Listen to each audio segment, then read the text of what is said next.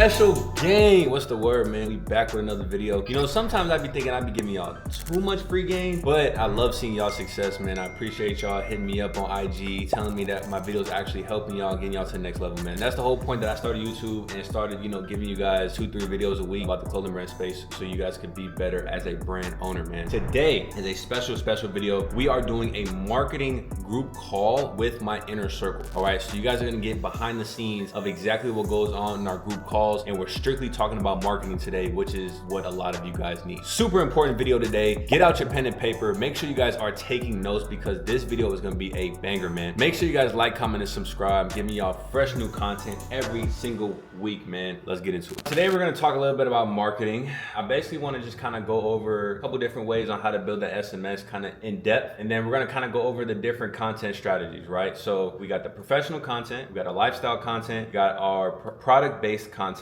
and I'm missing one, but I'm going completely brain blank. Just different like variations of this content. Basically, I'm gonna kind of show you guys like different variations of these types of content, different variations of studio content, different variations of lifestyle content, different variations of product-based content. I think that a lot of you guys kind of have in your head that when you guys think professional content, you think strictly like, okay, rent out a studio, white backdrop, take pictures. So I'm gonna kind of show you guys some different variations of studio content. And then when you guys think of lifestyle content, you think of going across the street, taking a picture next to a building or a tree or something like that, right? So I'm just kind of show you guys the variations of different types of content. Before that, we're gonna talk about building your SMS. When it comes to building your SMS and email, it has to be within everything, right? It has to be within your website, it has to be within your content, it has to be within the captions of your content, right? And it has to be within other channels as well, right? When I say channels, I mean like a blog or influencer or somebody else that's pushing your UGC. That's what I was looking. Thank you, Melanie, UGC. You guys kind of have to think about different channels when it comes to building your SMS. All right, when you guys are promoting the SMS,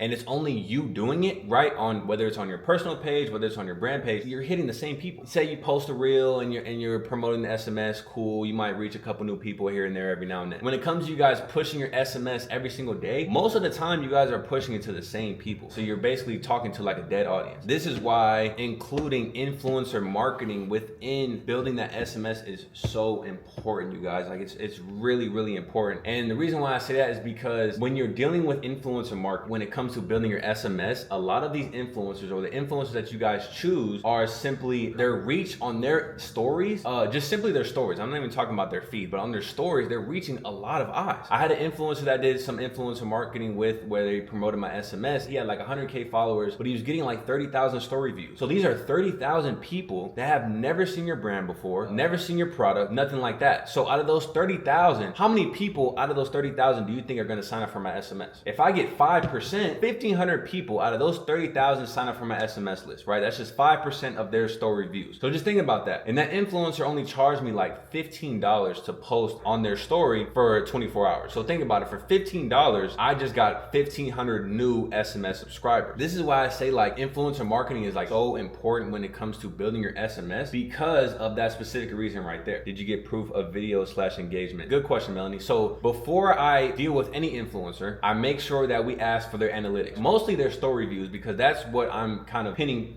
towards. I want to get on your story. So I want to know how many story views you get. Let me put you guys on some game. A lot of influencers will send you a screenshot of their story views of a story that went crazy for them. And when I say went crazy, I mean like you guys have that experience where you guys post a story and you guys get an amount of views that you guys usually don't get. That's what I mean by going crazy on a story. And they'll take that screenshot and send it to you, and that story was from like weeks ago. I tell the influencer, I want to see your story views from today or yesterday. I don't care what you posted. I want to see what you are averaging, you know, every single day. When you guys are dealing with influencers, don't let them like finagle you into saying, oh, I get 50,000 views when it was their best day, when in reality they only get 20,000 views on their story every single day. So you guys want to look at those every single day kind of views, right? So I know this is under manufacturing marketing, but this kind of goes under the same boat, right? So this specific photo right here is what you want to send to the influencer. Most of the time you're going to have a photo of the actual garment in your hand. So all you want to do is simply take a photo, simply like this, or you want to do like a flat lay or something like that, and the caption could be anything that you want to that you want the influencer to say. So I recommend something along the lines of, just got this fire new hoodie in from this brand, sign up for the SMS for the drop, or something along the lines of like, I just got this hoodie early from this brand, boom boom boom, sign up for early access down below, something along the lines of that. And then you always want to make sure the influencer includes the link to the story. This is so important, you guys, because like I understand that I did talk about like, oh, I paid the influencer a certain amount of money to post on their story. That's just literally the way of the world, y'all. Like, I know that bringing up money, you guys kind of don't want to hear that, obviously, but that's just literally the way of the world, and that's what marketing is, right? You guys want to run ads, you have to spend money every day. Even these bigger brands are paying for marketing. Shade Room hit me up the other day and was like, hey, if you want some promo, $2,500 to get posted on our page. Mind you, Shade Room has 29 million followers. 29 million followers. They said $2,500 for a feed post. Now, let me ask you guys something, and I want you guys to put this in the chat, yes or no. If you had $2,500 to spend on marketing, or an extra $2,500, you know, sitting to the side, would you pay $2,500 to get featured on the Shade Room page? Yes or no in the chat. I want you guys to tell me yes or no in the chat. Do you think it's worth it? They got 29 million followers. Do you guys think it's worth it? Let me know. 100%. Yes, yeah, it's worth it. Okay, cool. Exactly. Now, I don't want to pressure you guys to saying yes. All right. If you guys think it's not a good deal, let me know right now, because celebs follow, right? I mean, who doesn't follow the Shade Room? Honestly, to me, I'm not even really worried about the celebrities. They have 29 million followers, and I can guarantee you that these followers are legit. These followers are active, because look at this. 6,000 comments. 6,000 comments on that post, 300 comments, 1,200 comments, 700 comments, 500 comments. And at the end of the day, it just really depends on what the post is. If I get posted on here, they're gonna promote my brand, they're gonna promote me, whatever it is. That's not really entertaining, right? And that's what the Shade Room is for. It's for entertainment. Look, even Kevin said, no, it's not the right audience. Justin said, and to get millions of views consistently. Exactly. If they go to their reels, let's see what they're getting on their reels. 300K, 2.7 million, 1 million, 4 million. Let's go back to what Kevin said. Kevin said that's not the right audience. Why do you think it's not the right audience for a clothing brand? I want you to put that in the chat. Why do you think that? Now, in my opinion, Kevin is slightly right, because when it comes to the Shade Room, they provide more of entertainment. People follow the Shade Room to get juicy gossip on celebrities. To me, I'm going to take that risk. Kevin said, yep, they watch the Shade Room for tea. Me personally, I'm going to take the risk. And the reason why I say that is because they have 29 million followers. Think of the 5% rule. The Shade Room's audience is like culture. They have a culture audience, and within that culture, clothing comes into this culture. Not only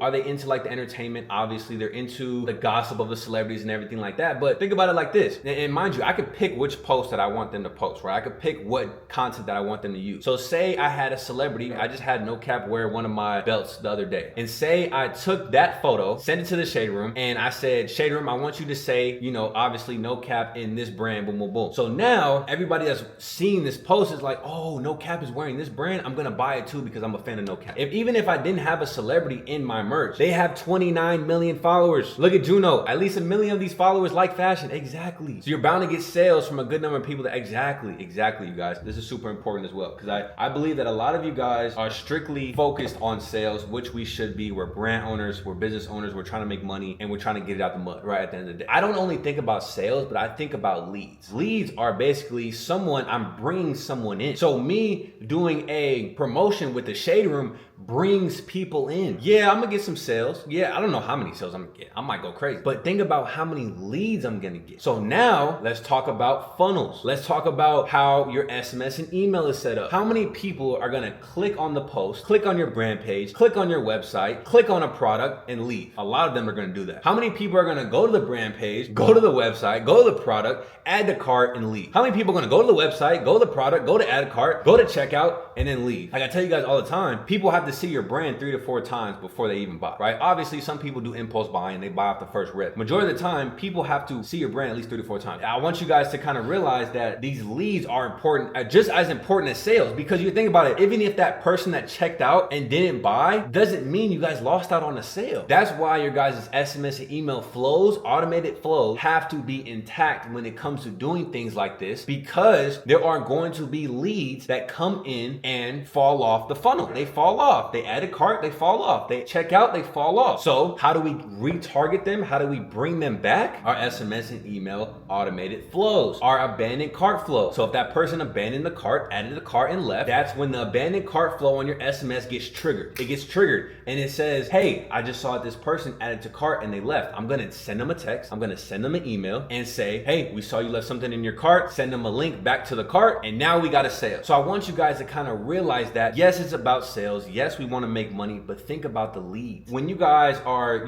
doing marketing, you guys are doing promo with these influencers and these blogs and everything like that, I want you guys to kind of just realize that it's not always about that initial sale. Think about leads, think about eyes, because we can retarget those people later. I want you guys to always look at the engagement of the influencer. The followers are important. Yeah, it's cool. A lot of these influencers buy followers though, but I want you guys to look at engagement. I would do promo with Quan all day. He's getting 12,000 comments, 15,000 comments, y'all, 1,400 comments, 14K, 12K comments, 8K comments, y'all. So this is an influencer that I would do business with. He puts on fits, obviously, right? He's all about fashion. He's in that streetwear niche, which is the same niche that I'm in. So really think about when it comes to dealing with influencers, look at their engagement, look at their real views, and do they match up with their followers? I think it does. He's getting 3 million views on a reel. He has 1 million followers. It matches up with these story posts. I tell you guys all the time, you don't have to send them the piece. Send them a picture. Send them a picture and say, hey, I want you to post this picture for a promo on a story. I want you to attach this link and call it a day. It's a lot cheaper than paying a shade room $2,500 to do something like that. I know Justin had a question. Justin, talk to me. So you're just doing like a feed post. So you got the total of 7 influencers that you sent something to, right? How would you line up exactly when they gonna post? Or do you just leave it up to them whenever they gonna post? I never leave it up to them. They'll mess around and take a whole month to post. Number one, I would say when you're DMing them, before you even send the product, you want to make sure, hey, I drop on this day. I need the content no later than this day. That's how I would go about it. And then number two, I always want to give the influencers, give them at least 4 to 5 days to kind of develop the content for your product. And the reason why I say that, number one, is because you want them to create some quality content for you. So you don't want to, oh bro, the product just touched down. When you gonna do it? When you gonna do it? It's like, come on now, y'all. Like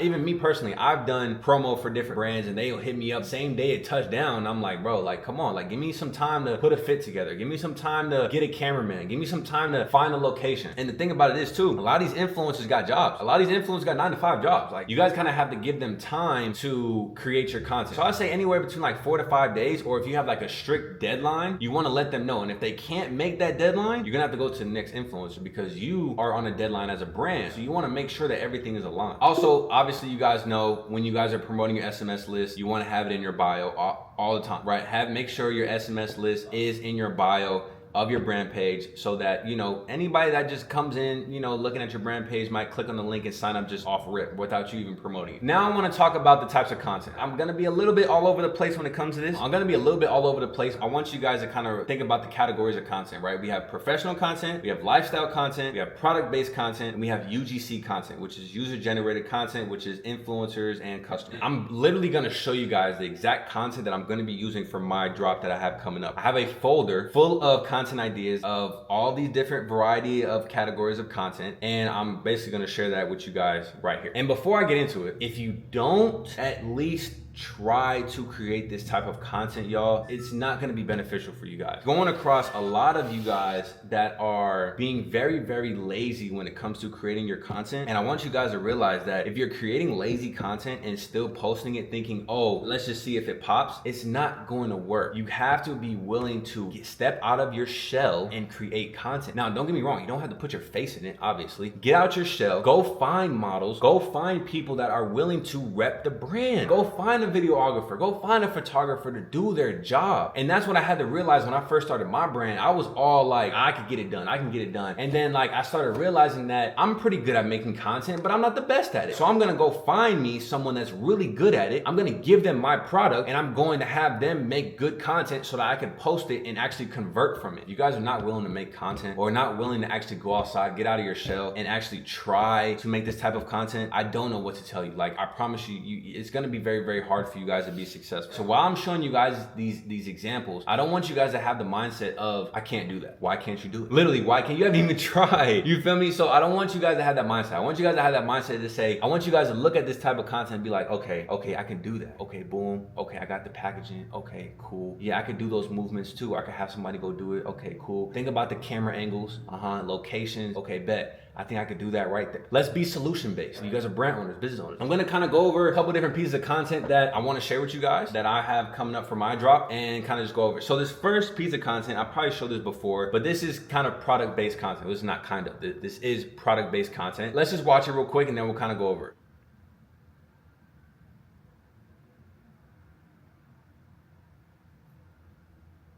He starts off with an unboxing basically. So he slides the package over, he opens it up, takes it out, does a little flat lay with it. Look what he's doing though, look, y'all, look what he's doing. Flattening out the garment, filling the garment, messing with the collar of the polo. And then he goes into cinematic B-roll shots of the actual product and the details of it. If he didn't do this, if he didn't do something like this, I would have never seen this little yellow logo, whatever they have on their garment. Goes into the B-roll and then he swipes the garment from the floor and then it transitions into someone wearing it. This is really, really good product-based / lifestyle content that you can kind of incorporate together. When I talk about these different categories of content, it doesn't have to be, oh, I only have to make a post, I have to make a post of strictly product-based content. No, you can mix in product-based with lifestyle exactly how this brand did it. So they did the product-based, they did the little flat lays, boom, boom, boom. They did the B-roll, and then they go straight into on-body, the on-body shot. So this is a brilliant, brilliant example of product-based content mixed in with lifestyle content. Great lighting on this video. And lighting is like the most important. If you're creating content, lighting is the most important thing that you can have. When you guys are doing this and the lighting is not good, don't record, please. You're gonna waste your time. So make sure that lighting is really good to where people can actually see what the product looks like. Now, let's get into lifestyle / professional content. Why is this professional content? Well, it looks like we have a photographer. It looks like we got a slick little backdrop. I can consider this professional content. Why do I consider it lifestyle content? Well, look at the scenery. Look at the location. We're not in a studio. We're in the middle of a woods. This is like studio / lifestyle content. I will use this content on my website. And because it brings in the details of the model, but we also have the details of the product, and just look at like the position. So look at the positioning of the model. We have one model sitting on the desk, then we have the next model. He turns his back so we can see the details of the back of the polo. This is just a good aesthetic photo. I love this photo right here. Good aesthetic photo right here. Now let's look at the positioning here. We have one model facing this way. Doesn't really show too much of the polo, right? The model in the back doesn't really show too many details of the polo, but then the model in the front shows great details of the side of the polo with that number 4. Okay, let's keep going. Same thing, right? Showing the details of the polo. Then we have a nice looking picture right here with our model. This will probably be a little bit more lifestyle than professional, but I still consider it professional at the end of the day. We have a nice little backdrop. We obviously, a photographer took these photos. It's very, very unique, y'all, because it's like, who had the idea to bring a backdrop to the middle of the woods with a desk to promote these polos? That is so unique to me. I would have never thought about that, going into the middle of the woods with a backdrop and doing something like this. That's why it's so important that when you guys see stuff like this, you have to save it, because this is what is going to separate you as a brand owner. A lot of the regular studio shots are important, yes they are, but something like this is something that you can post on your IG page and people can say, wow, this is crazy. Like, I've never seen something like this before. And it's a great way to kind of display the product. This is more like clickbait content. And the reason why I say clickbait content, this is more of like entertaining content. It doesn't really fall under any of the categories. It's more of just like entertainment at the end of the day. And the reason why I say that is because, check this out. That initial clip, fashion motherfuckers, man, what is he doing? So now you're gonna watch this video and say,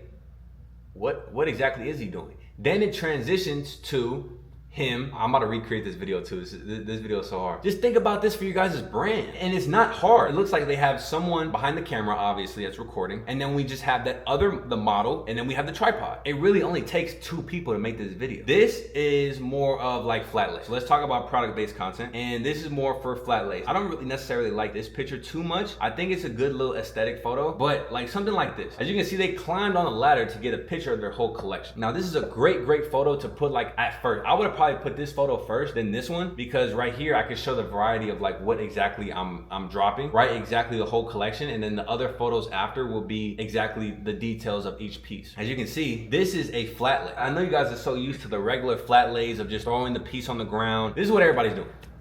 Everybody's doing this. Now, don't get me wrong, it's nothing wrong with it, but everybody's doing it. This is the point of this call. I want to kind of show you guys how to think outside the box when it comes to the different types of content. Flat lays are important. I talk about flat lays all the time. Everybody's doing this. Everybody's going to find a little concrete floor and just throwing their product on the ground. But nobody's doing this. Nobody's doing this. Each product that they have in this photo is from their brand. Now, it doesn't have to be from their brand. So if I'm just promoting my pants, I can include other products in here that complement my pants. So if they're just promoting the pants, they can have a different brand's bag and a different brand's hoodie and a different brand's shoes. That's fine, but it's the uniqueness, it's the creativity, y'all. This is what I'm trying to kind of show you guys. When it comes to doing these flat lay photos, I take the photo, I actually print it out and I look at it and I say, okay, looks like they have the shirt this way. Okay, cool. Looks like the shirt's angled a little bit this way. Okay, cool, right? Okay, we take the other sleeve, put it over. Okay, cool. Well, it looks like the sleeve is right under the letters. Okay, cool. Like, this is the little things. This is the little details that I've developed through these years of owning a brand, y'all. Like, I promise you. I used to think that, you know, the little details didn't matter. And once I started looking at these other brands, I'm like, wow, like, they're very, very good. Like, look at this. So creative, y'all. They're giving you a fit for every day. Monday, Tuesday, Wednesday, Thursday, Friday. Like, this, that creative aspect. And the reason why I'm showing you guys this too is that it's possible for you guys. Like, you could do it. This post right here, I'm gonna recreate for my brand as well. This is so, I love the grid, just the idea of this post right here. Giving details of the products, the shirt and the hoodie in different like squares, but in the same vision. So think about it, someone that's just now seeing this, right? You've never seen it before. You're able to see the details of two products in one post, like one specific picture. I love that because I'm hitting different points within one post. Same thing here. And this is possible for you guys. You don't even have to do 9 squares. You can do 4 squares, or you can do 2 squares. So what I'm gonna do while I'm creating this, I'm gonna say, okay, if I wanna do 4 squares like Kevin did, I need 4 different interactions or 4 different actions with my product. So I'm gonna tell my model, for this square, I want you to fix the hood. For this square, I want you to put the hand in the pocket. For this square, I want you to start taking off or put on the hood. And then for this square, I want you to, I don't know, stand up. Put the hoodie on and stand up, something like that, right? And this is what I'm trying to put into your guys' head, that when you guys have minimalistic and simple brands, you have to separate yourself with the content. This is also product-based content, and this is detailed shots of the product with the model having it on. I want you to watch the video, and then we're gonna kind of dissect it right now.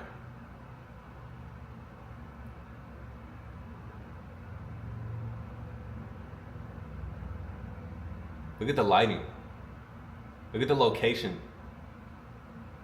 Look at the shots.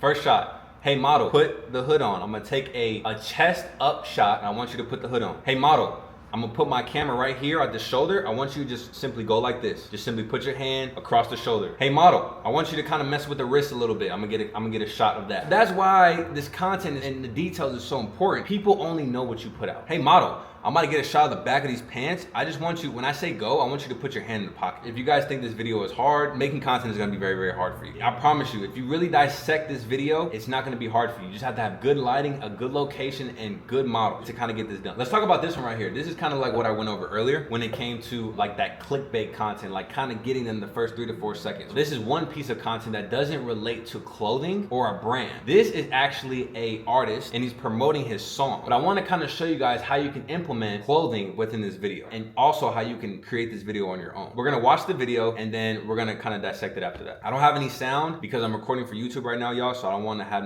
any copyright or anything like that. So as you can see, they have that clickbait, that first 3 to 4 seconds, and now he's promoting his song strictly from that camera angle that they had. You're able to put a phone on the mirror and you're able to put duct tape on that mirror as well. You're capable of doing that. We can't do it. The ring is out of our budget. Now, it doesn't have to be the same caption, but now people watch this video or start to watch this video and say, why is he taping his phone to the mirror? Like, what is going on? All those examples are really good. I ain't gonna lie. Like, you guys can literally try all those examples. I would go about it as well too, is that first of all, I wouldn't do a night shot. And the reason why I wouldn't do a night shot is because you can't really see the clothing like that. I feel like the reason why they did a night shot is because they're just promoting music. The point of it is for you guys to listen and not really like pay attention to what they're trying to promote. So I would definitely do it during the day so they can see more of the product. And number 2, I like the torso idea of they're kind of hanging out the window. I would also do like, I don't know, something along the lines of them getting out the car. Them getting out the car, obviously closing the door because we have that camera right there on the mirror. Something happens, they're at a stop sign, passenger opens the door, gets out, and kind of, you know, takes a look at the hoodie, something like that, and then the car drives off and then leaves them. Show the hoodie a little bit, you know, shows the pants, and then the car drives off. So now as the car is driving off, they're seeing the full outfit because now you're like, we are going. And then the camera's slowly expanding, going out, and they can see the whole outfit. I don't know, I'm just throwing things out there. I want you guys to kind of realize that it doesn't always have to be other brands that you guys are replicating when it comes to the content. Think of like the viral content that you guys are seeing and say, how can I implement my brand with this? I got this piece of content from someone that's trying to promote his song, and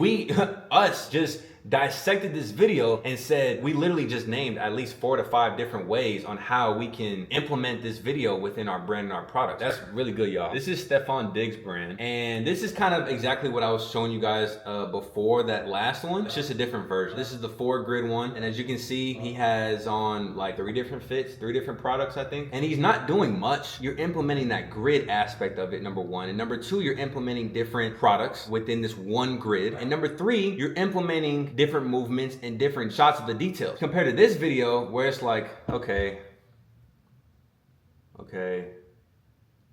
cool, it's just more like aesthetically pleasing, it's more engaging, and the retention is there. The retention is there because I'm gonna watch this reel longer than I'm gonna watch this reel. I'm gonna watch it longer. I ain't gonna lie, I gotta watch something multiple times to really get an idea of it. Let's get into the clickbait content. This is what you guys need to get those eyes and get that engagement. Retarget. So let's take a look at this video and then we're gonna dissect it.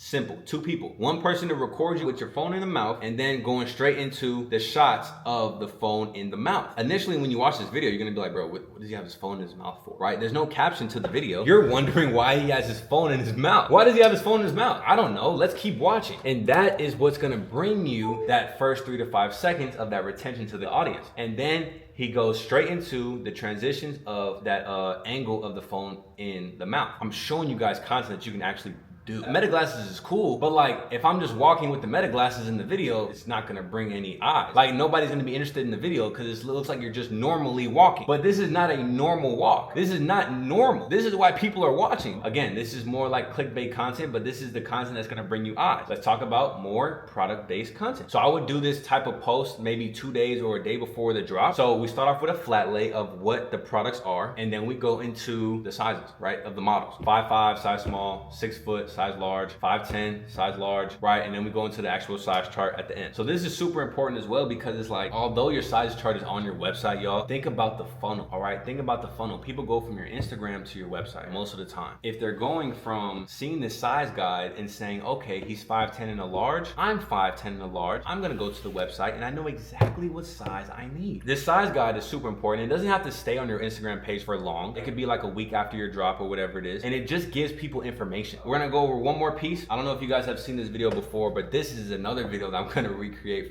for the brand. And it only takes 2 people. Only takes 2 people. Let's take a look at it.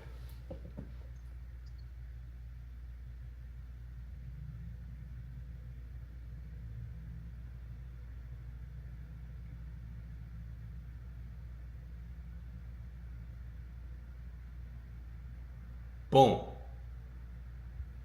It kept y'all engaged. I know it did. Hey, I know some of y'all watching was engaged with that video. I'm not gonna lie. You was wondering what was gonna happen when she got to down those stairs. You feel me? I know y'all was wondering what was gonna happen after she got down those stairs. When I first saw this video, I'm like, did she just throw the jacket down and try to run down the stairs and try to catch it? This is why I talk about that retention, because people want to know what's going to happen at the end. So this is the type of reels, the type of videos that you want to kind of incorporate. And what did I say? It's only gonna take 2 people. So obviously she's not gonna make it from the top of the parking garage all the way down in time for her to catch that hoodie. We got the first clip of the model throwing the hoodie down the garage. Now we have the second clip of the hoodie coming down. Now we have the clip of her basically trying to get down to the garage to retrieve the hoodie. Now look at the different angles. This clip, right? This is gonna be a full clip. When she throws it down, you wanna take the full video all the way up until it drops or until you catch it. Obviously, you probably don't want your garment to get dirty on the ground. Okay, boom, now we got her coming out of the elevator. Now we got her coming down the stairs, right? Now, and this just all the way,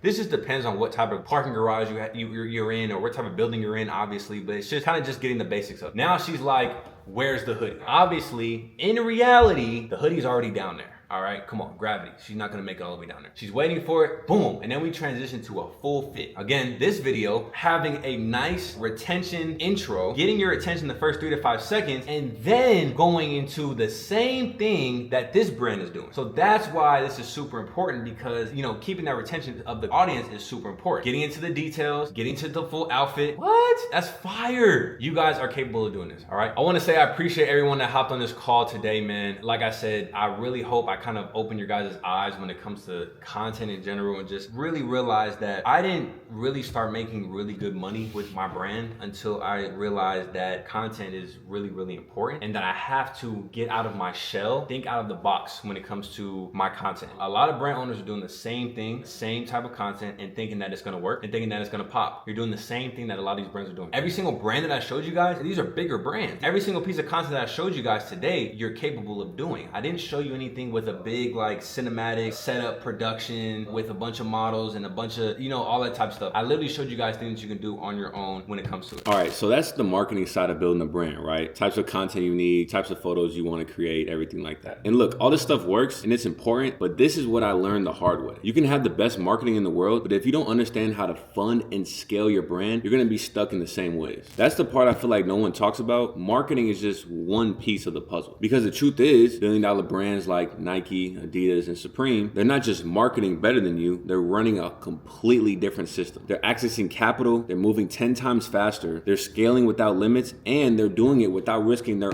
own money. And that's what I didn't cover in this video because it's more than just marketing tactics. And because I want to help you out even further and show you what it really takes to build a real brand, I'm hosting a completely free live breakdown event November 18th, 6 p.m. Eastern Standard Time. And what I'm exposing is the billion-dollar brand secret. The same system that took me from making about $6K in over 18 months with my brand to doing over $1 million in sales. The same system that's helped hundreds of other brand owners finally break through and make 5 to 6 figures a month. On this free live breakdown class, I'm showing you how these billion-dollar brands actually operate behind closed doors, how they access capital without any risk, how they drop collections consistently, how they scale faster than anyone else, and I'm showing you step by step on how you can copy their system and apply it to your brand. Whether you're just starting out or you've been in it for a while and just can't seem to scale. If you're serious about building a real brand, tired of guessing, chasing trends, and wondering if your brand will ever work, this live event is where everything changes. So what I need you to do right now, click the link down below, it's completely free, secure your spot, and register for the live class on November 18th, 6 p.m. Eastern. This is gonna be a one-time live event. There's not gonna be any replays. I'm not recording this or anything like that. So locking in your spot is very, very important if you actually wanna take your brand serious. So November 18th, 6 p.m. Eastern, click that first link down below and I'll see you there.